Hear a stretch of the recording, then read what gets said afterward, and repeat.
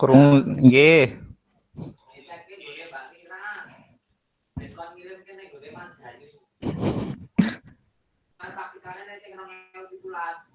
Ya tolong za.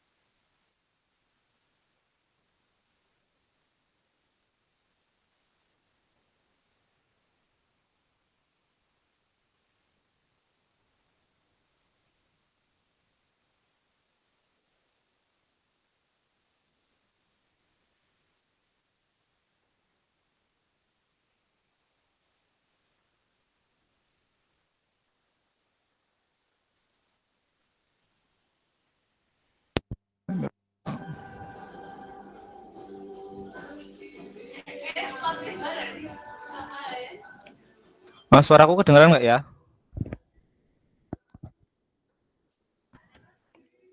Cek cek. Masuk banget Mas Ilbram. Yang backsound basic ini kedengeran nggak ini? Backsound bising masuk banget Mas. Oh, masuk banget coy. Masuk sekali.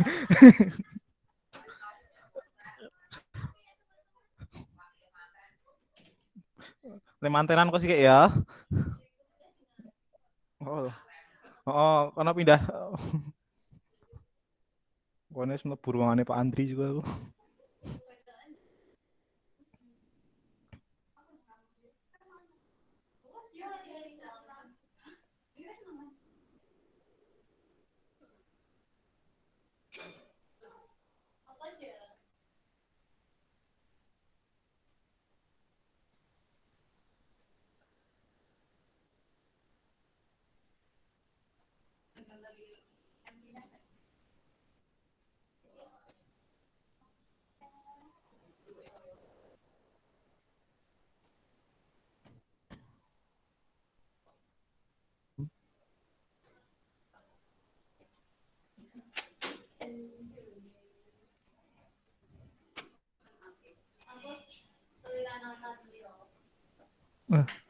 Jangan lupa presensi ya, teman-temannya yang belum join dipersilakan diingatkan untuk join lagi.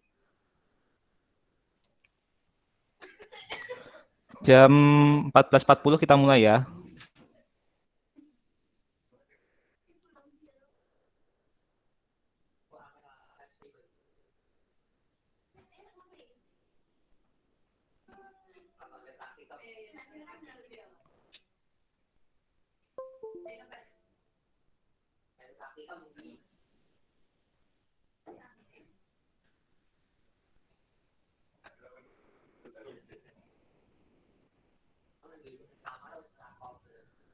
Nggak usah.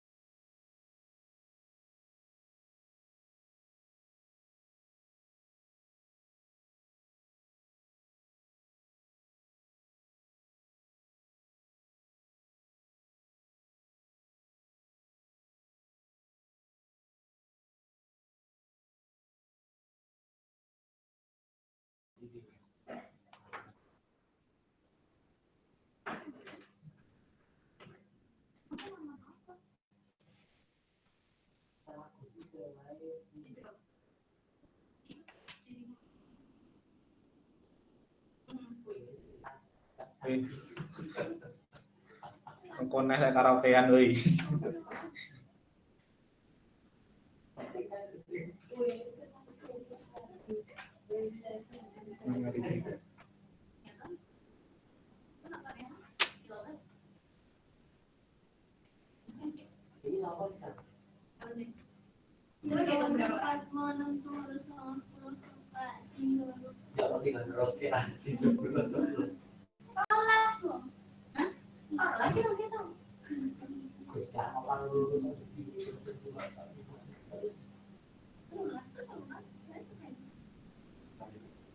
Teman-temannya yang belum join minta bergabung ya. Baru 14 orang ini yang join. 17 orang yang join. Termasuk asisten juga. Jadi silakan teman-temannya diingatkan lagi untuk join. Nanti ada post test di akhir. Ini praktikumnya cepat aja ya. Oke, udah 2.40. Sebelumnya suaraku masuk ya kan, teman-teman? Mohon feedbacknya. Boleh lewat chat ataupun on mic langsung.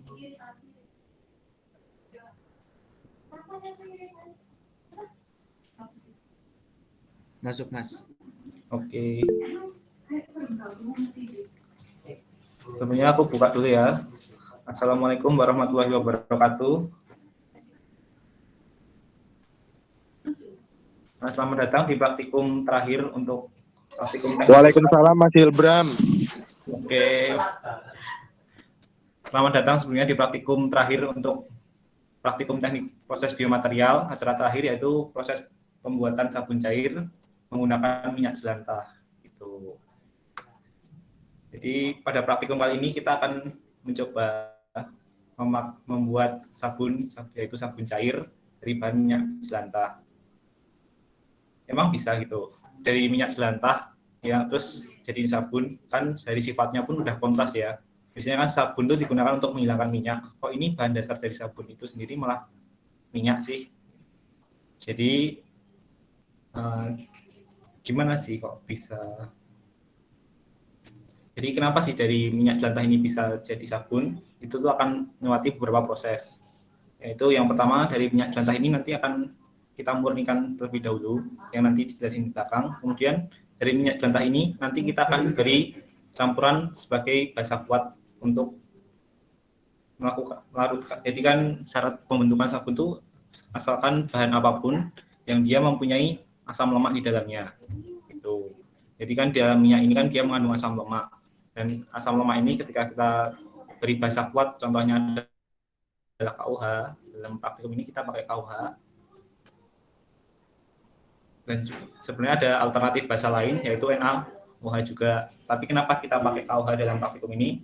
Alasannya karena sabun yang kita buat itu adalah sabun cair. Jadi nanti akan ada dua alternatif basa tadi, yaitu KUH dan juga NaOH. Nah, ketika asam lemak kita reaksikan dengan KUH, dia itu akan menghasilkan jumlah gliserin yang lebih sedikit. Nah, gliserin ini nanti gliserin atau gliserol sama aja ya. Jadi gliserin ini nanti yang akan berperan membuat sabun itu jadi lebih padat gitu. Nah, ketika kita tambah NaOH, hasil reaksinya itu selain garam natrium, juga gliserin dalam jumlah yang jauh lebih besar daripada ketika kita menggunakan KUH. Makanya ketika kita pakai NaOH, sabun yang kita hasilkan itu punya sifat lebih padat gitu. Sifat padat itu enggak langsung terlihat ya. Misalnya ketika kita aduk, kita tambah KUH, minyak jelantah, minyak ini tadi, yang pokoknya bahan apapun yang punya asam lemak tadi kita berikan NaOH, dia kan nggak langsung jadi padat. Pertama tuh dia akan jadi tetap cair dulu. Cuma ketika kita diamkan lama-kelamaan, dia akan mengeras dengan sendirinya gitu. Nah, proses yang terjadi untuk mengubah minyak jelantah jadi sabun ini adalah proses adanya hidrolisis dari alkali basa ini terhadap asam lemak. Kemudian asam lemak itu akan terurai jadi garam natrium atau garam kalium tergantung sesuai bahan yang kalian pakai, tergantung alkali basa yang kalian pakai. Dan juga tadi adalah produk sampingannya adalah berupa gliserin gitu. Untuk apa ya, mungkin dasar teori untuk pembentukan sabun di sini ada pertanyaan dulu nggak? Kenapa nggak pakai bahasa yang lain atau apa gitu? Kan bahasa kuat tuh banyak tuh, nggak cuma KUH, nggak cuma NaOH. Kenapa kita cuma bisa pakai dua alternatif ini gitu? Mungkin ada dari teman-teman ada pertanyaan dulu nggak? Boleh via chat, boleh juga langsung on mic.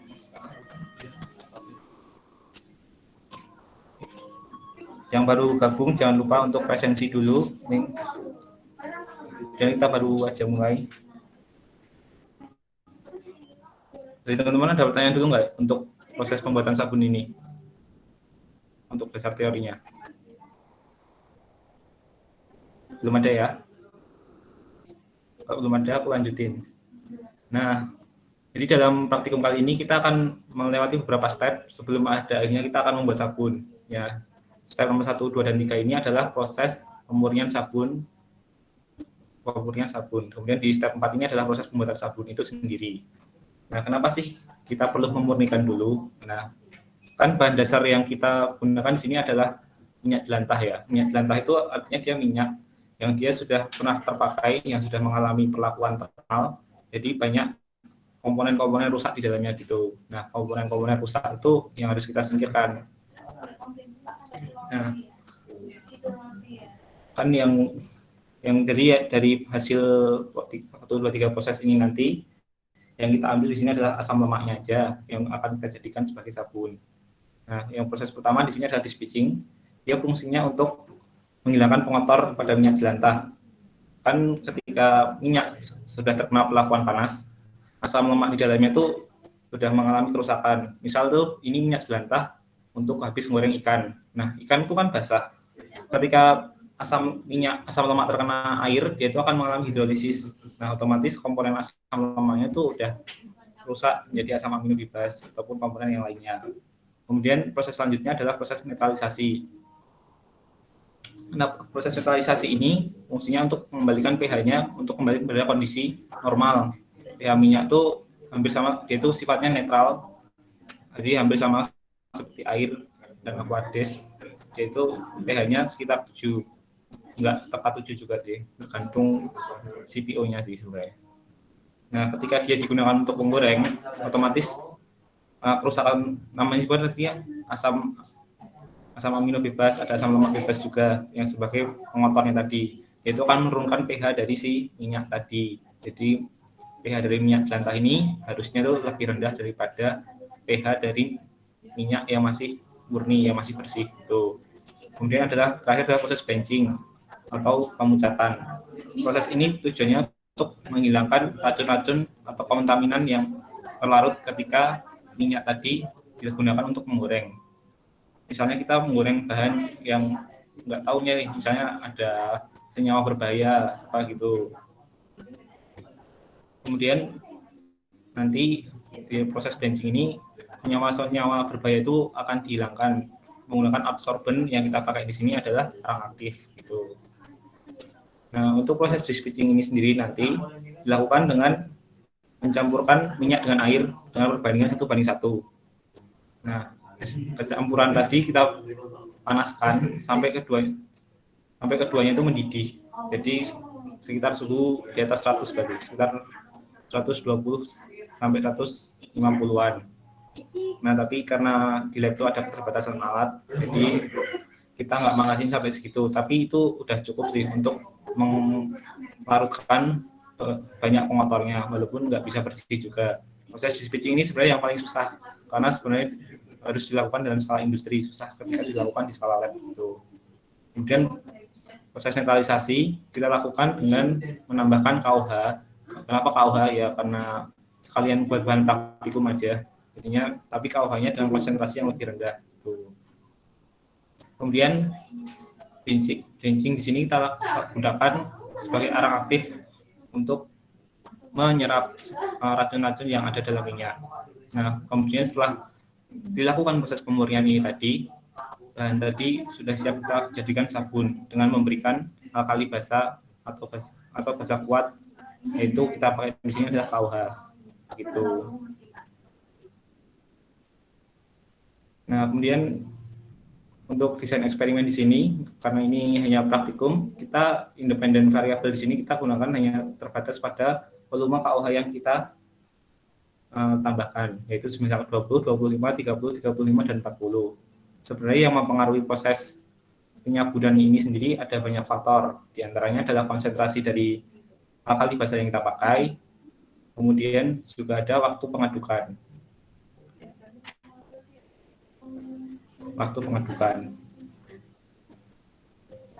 Nah,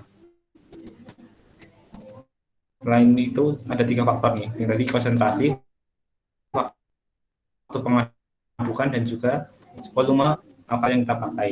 Kemudian glycerin di sini fungsinya dia hanya agar sabun yang kita hasilkan tadi tidak terlalu encer gitu, dia jadi lebih padat gitu, mempercepat proses padatan dari sabunnya tadi. Nanti kalau kita tambahkan glycerin makin banyak, lama-lama dia tetap akan jadi sabun padat juga sih. Tapi ketika kita pakai NaOH, jumlah glycerin yang kita tambahkan untuk mendapatkan sabun padat itu akan jauh lebih sedikit gitu.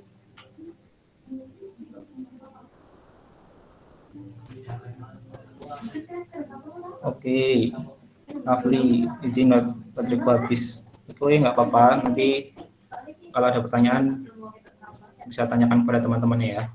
Kemudian sebelum aku lanjut nih, ada pertanyaan dulu nggak dari teman-teman? Soalnya cuma itu. Cuma ini. Dari proses pembuatan sabun. Sebelum ke analisa dan lain-lain, ada pertanyaan dulu nggak? Kita tunggu 1 menit ya. Kalau ada pertanyaan, boleh langsung on mic atau di chat aja boleh. Atau mungkin ada penjelasan yang kurang jelas, bisa ditanyakan lagi. Tunggu 1 menit ya.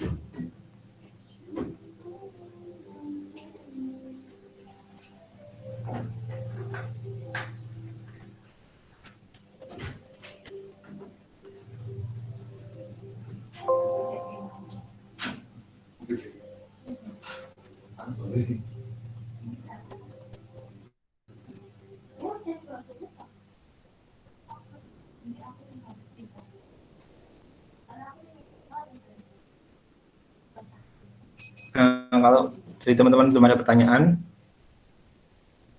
kita lanjutkan di laporan praktikum, tulisan laporan ya.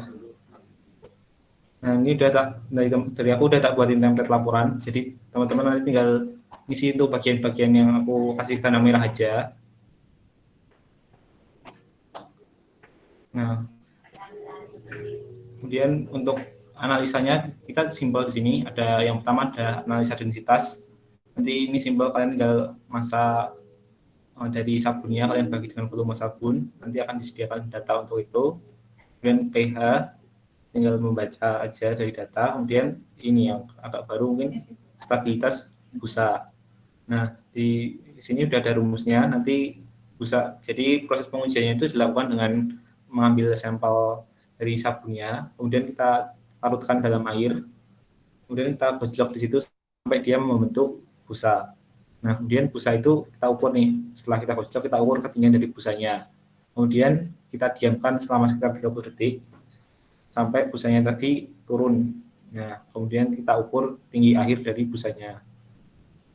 Jadi stabilitas busa ini nanti dia berpengaruh kayak seberapa banyak sih busa ini akan ada gitu, seberapa lama dia busa ini akan ada gitu.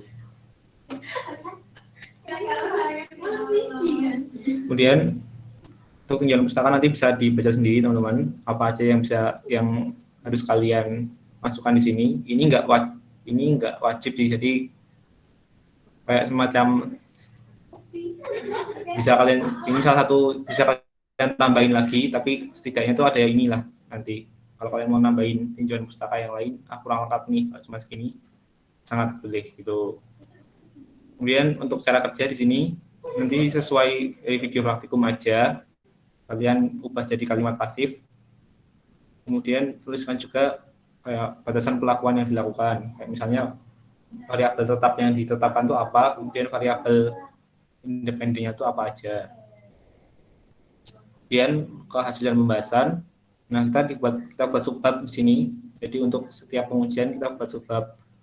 Untuk 3 perlakuan pengujian yaitu densitas, pH dan juga kestabilan busa, kurang lebih cara membahasnya sama. Jadi kalian berikan awalan dulu, seperti contohnya apa sih densitas, kemudian faktor-faktor yang menyebabkan perbedaan densitas antara minyak jelantah dan minyak murni. Kemudian jelaskan secara singkat proses pengambilan data. Maksudnya ini tuh pakai variasi volume yaitu sekian sekian sekian. Terus itu.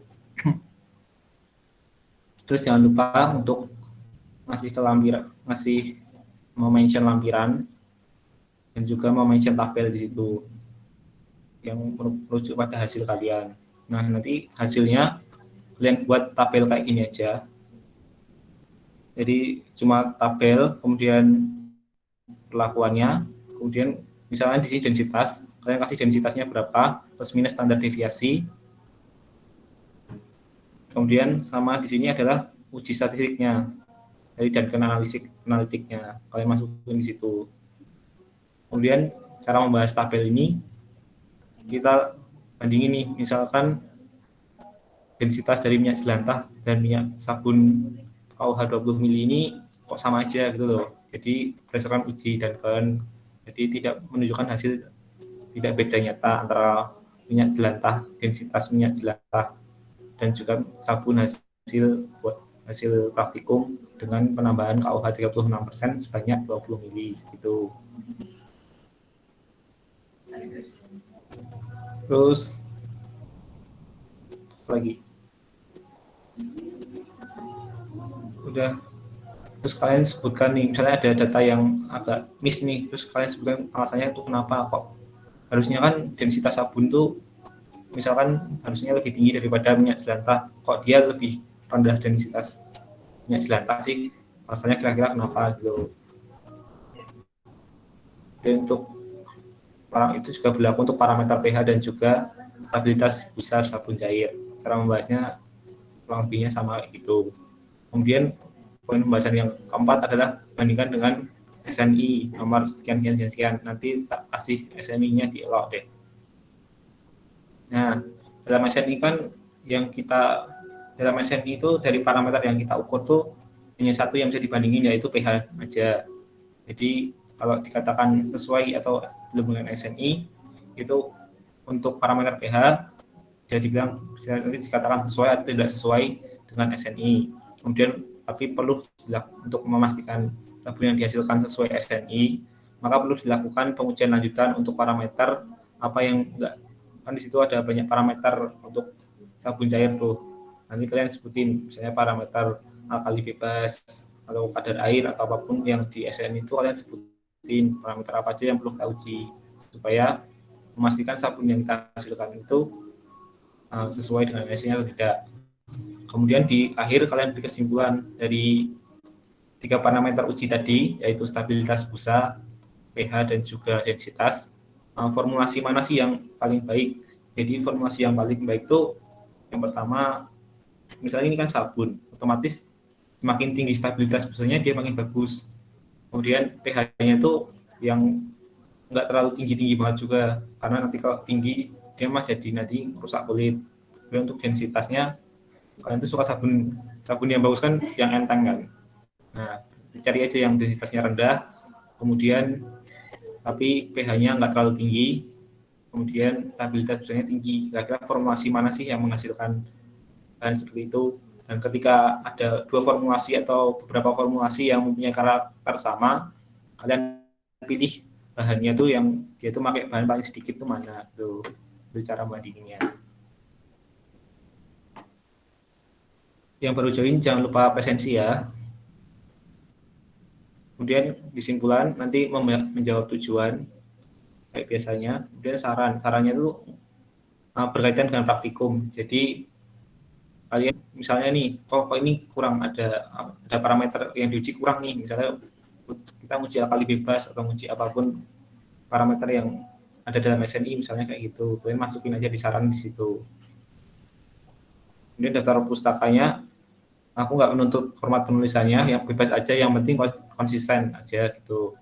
Kalian mau pakai apa, mau pakai Harvard, mau pakai apapun boleh, yang penting konsisten. Kalau misalnya satu apa semuanya apa gitu, konsisten per anak ya, bukan konsisten per angkatan.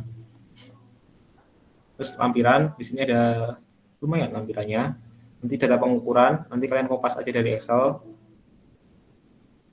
Ini data plus hasil analisanya nanti ya. Kayak misalkan dari data densitas kan kalian cuma dapat data berat sama data volume. Nah, nanti itu dimasukin dalam lampiran juga. Ini juga sama, data pH, nanti tinggal masukin rata-rata juga. Yang data stabilitas juga sama, kalian masukin data murninya, kemudian data perhitungannya juga. Nggak usah ada contoh perhitungan, nggak apa-apa. Terus di sini hasil uji statistik. Nah, ini juga yang lampiran 4, 5, dan 6 ini juga yang nanti kalian kirim ke aku. Jadi uji statistik yang dilakukan di sini, pertama kalian uji normalitas dan juga homogenitas dari data tadi. Kemudian kalian kirim tabelnya, kalian masukin tabelnya dari SPSS ke sini. Kemudian kita lanjutkan uji deskriptif, yaitu untuk menentukan rata-rata, standar deviasi, dan lain-lain gitu.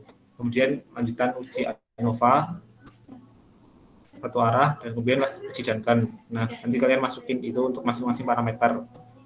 Jadi untuk satu parameter nanti ada 5 uji, yaitu uji normalitas, homogenitas, kemudian uji deskriptif, analisa deskriptif, kemudian ada uji ANOVA satu arah, dan juga uji Duncan gitu. Nanti jangan lupa dikasih keterangan itu tabel apa gitu ya. Itu untuk praktikum kali ini. Ada pertanyaan terkait materi maupun mengenai laporan?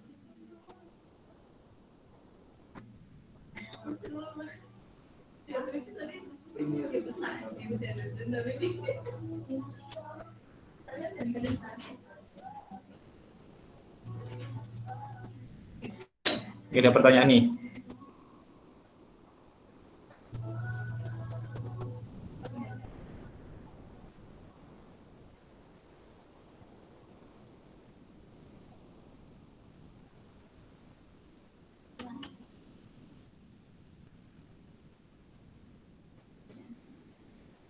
Nah, kemudian ini untuk analisa dan laporannya. Laporannya minggu depan ya, di ELOP. Ini kalau bisa sebelum responsi.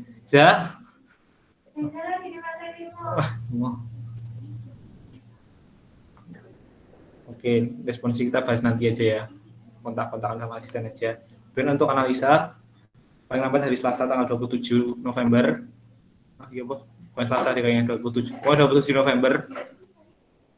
Kayaknya bukan Selasa deh.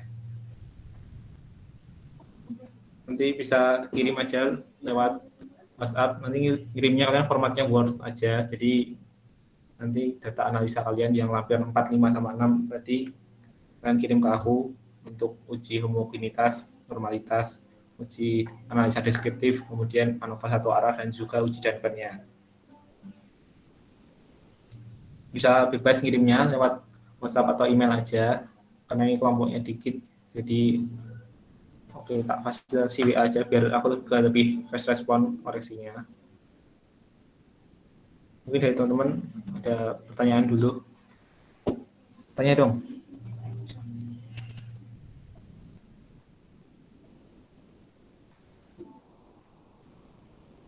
Nggak ada yang tanya nih.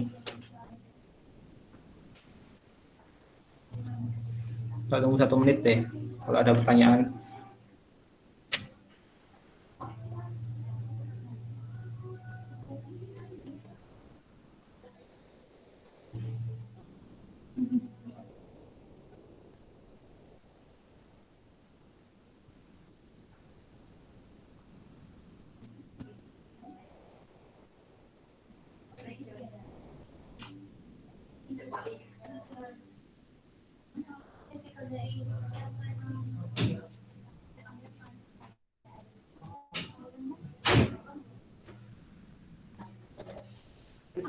Urung.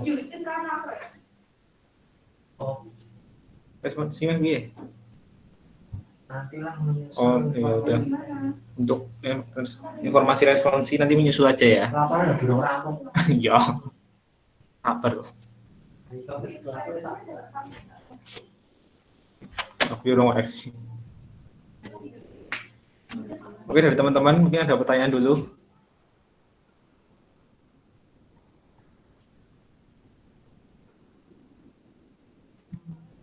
Kalau nggak ada pertanyaan, saya cukupkan untuk praktikum kali ini. Masih buat teman-teman, ditunggu informasi untuk responsi dan lain-lainnya. Akhiri. Assalamualaikum warahmatullahi wabarakatuh.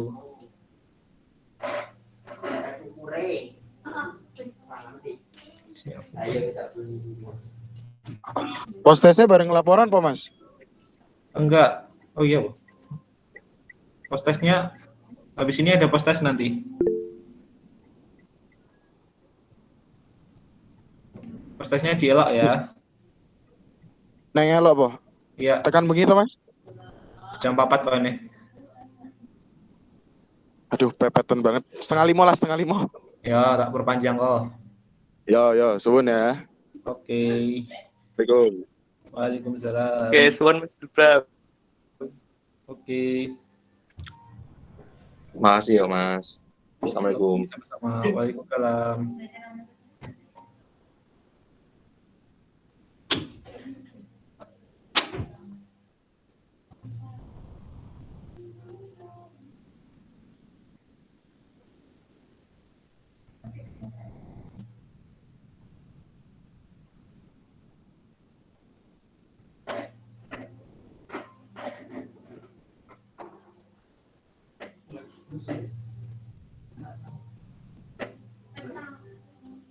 Wes sesuai.